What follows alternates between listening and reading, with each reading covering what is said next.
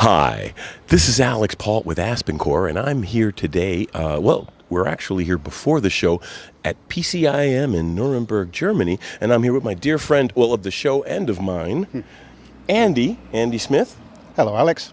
Oh, it's always nice to see you, my friend. And anyone who's been watching our show knows that Andy and I have talked about technology and engineering many times, but then Power Integration has been doing a lot of cool stuff. Yes, PCIM has been an important show for us for announcing new products. Recently, one of the previous shows, we introduced SCALE-iDriver, which is an IGBT driving technology using our FluxLink technology. At the show this year, we're going to do something new. Well, you know, I'm very pleased that we're lucky enough to get this pre-show briefing. I mean, this is gonna go live the day of the show, so you're gonna see this when the show starts, but we are actually filming this the day before. Obviously, we're at the Steichele Hotel. I gotta throw a nice pitch in to the guys who are and gals who are really being nice hosts to us. But I'm really pleased, Andy, that I'm really humbled that you're going to give us this exclusive early peek at your new news. It's so new, I don't even know what you're going to tell me, but tell me. Okay, so the SCALE-iDriver IGBT drivers have been used in high voltage applications for a long time. We're now moving that technology into the automotive space. Very cool. Well, I mean, it's both a no-brainer and a surprise because everything's electrifying, and the car, whether it's an electric motor or a gasoline motor under the hood, everything's going electric. But even the fact that the drivetrains in electric vehicles, the charging systems, that's a lot of power conversion, and well, people know you for power conversion. Yes, we've been power conversion for a long time. Automotive is special. The AEC-Q100 certification requirements for the SCALE-iDriver family are quite complex, and we've worked very hard to achieve those, and we're very happy to say we're now at that point, and we have products now that are going to give you a 1200 volt IGBT or silicon carbide driver with a large amount of drive capability. I think they can drive about an 8 amp gate current, which is still the largest of that product type in the market. So it's very, very applicable for automotive applications today. Well, you know, and that was the second question I was going to ask is, after what the hell is this, but no, I'm sorry, Andy. I must admit that I had a beer while we were doing the pre-brief. But the bottom line is that automotive, I remember talking 10, 20 years ago about the migration to 42 volts and higher voltages, and everyone kept saying, oh, you know, we're worried about arcing, we're worried about the management of that high voltage in as complex an electronic space as an automobile. Yes, the changes for EV and BEV vehicles is immense. We've always had 12 volt data buses. They're now introducing 48 volt buses over the system. You have 400, 600 or 800 volt systems powering the drivetrain. SCALE-iDriver is ideal for the drivetrain applications. The new packaging is very helpful for meeting things like the isolation requirements for high altitude applications.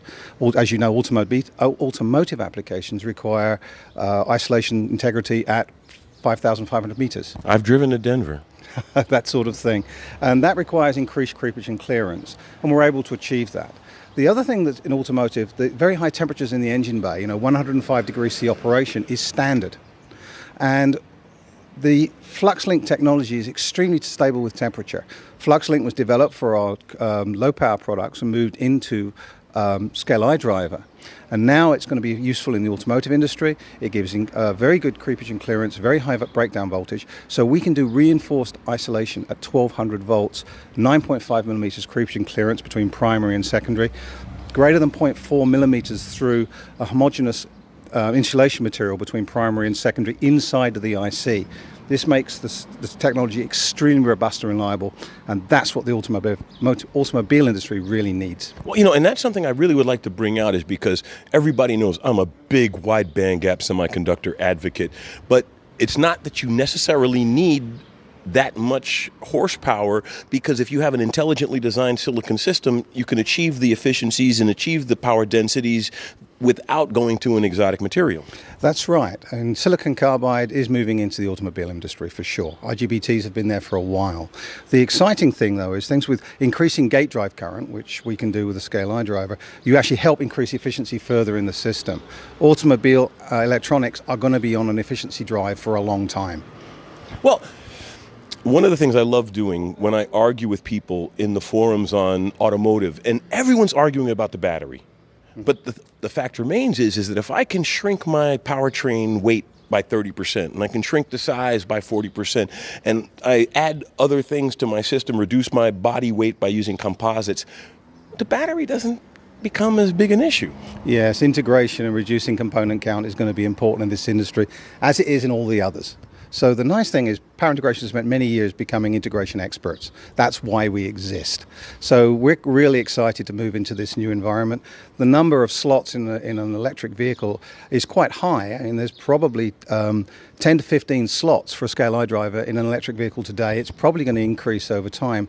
That gives us a very large market to address, and what's really exciting for the future. Well, I mean, and one of the things when I was mentioning earlier about whether it's gasoline or I shouldn't say gasoline, it could be biodiesel or something, but the bottom line is even that type of a system is going to be a hybrid electric system with a significant energy requirement on the powertrain. Correct. There is a big move towards getting that power density up as high as possible, and that's where the market's going to go. So everything from the component supplier and the IC integrators is going to be driven by that requirement.